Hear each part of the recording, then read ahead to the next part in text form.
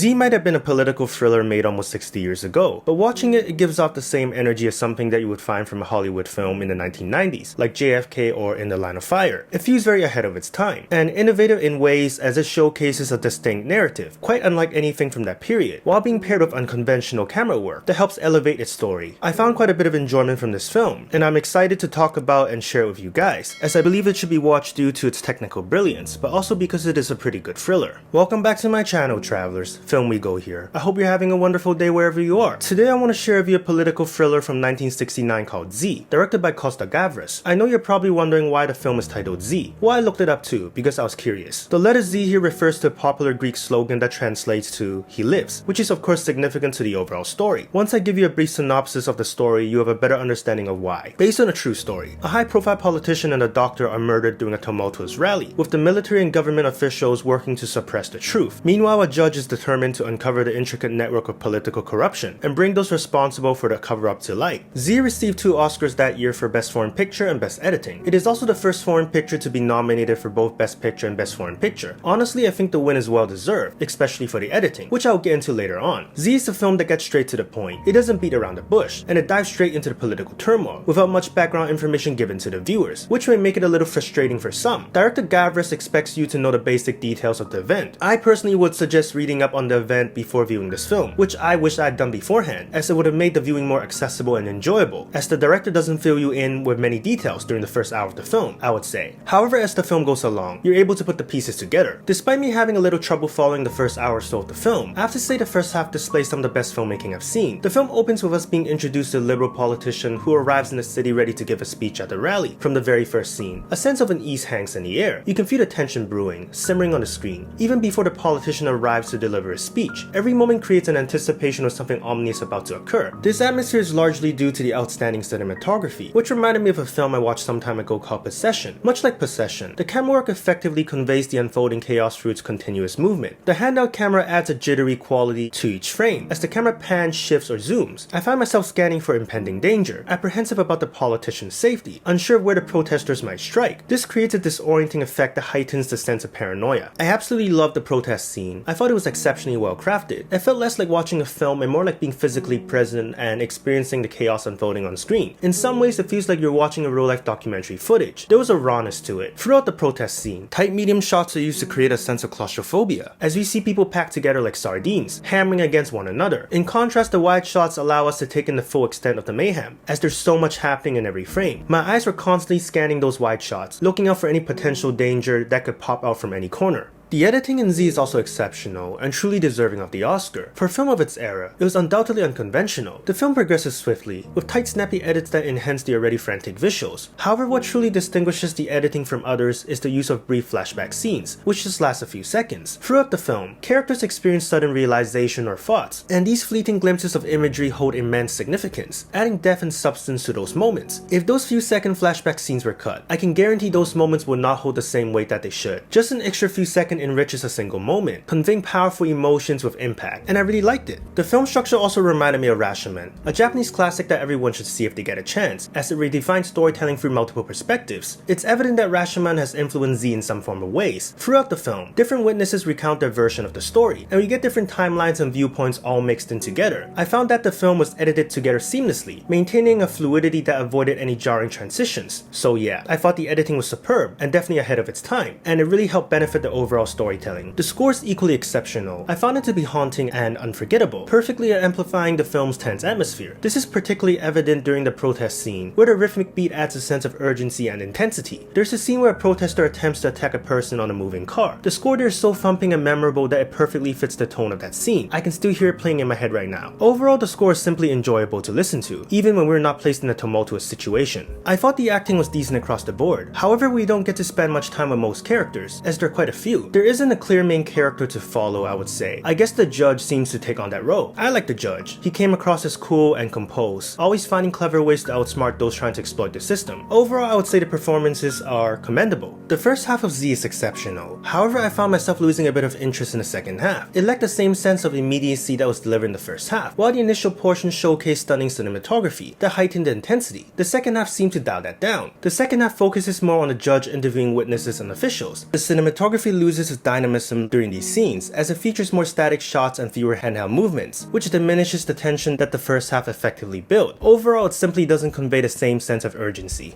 I also found the second half to be somewhat repetitive, with certain aspects of the investigations feeling drawn out at times. There were instances where a witness was on the verge of giving a testimony, only for something to happen that prevented them from testifying. Similar situations will happen during the film. The investigative elements also lack the fervor that characterized the film's first half. Overall, Z is an outstanding political thriller that feels ahead of its time and likely serves as a blueprint for modern films in the genre. It features exceptional cinematography and Oscar-worthy editing that significantly enhances its atmosphere. I absolutely loved the first half. I thought it was brilliant filmmaking. It felt incredibly real and immersive, almost like I was watching an actual documentary footage unfold. It was tense and suspenseful, with a palpable sense of impending danger in every scene. While the second half somewhat loses its momentum, it still remains engaging to watch. If you enjoy political thrillers, this is a must-see. Even if that's not your preferred genre, I recommend watching it for its technical brilliance. So yeah, travelers, this is the end of the video. Thank you so much for watching it. If you do come across Z, do give it a watch. I think it is worth checking out. I hope to continue sharing interesting films I've seen with you next time. Have a great day wherever you are,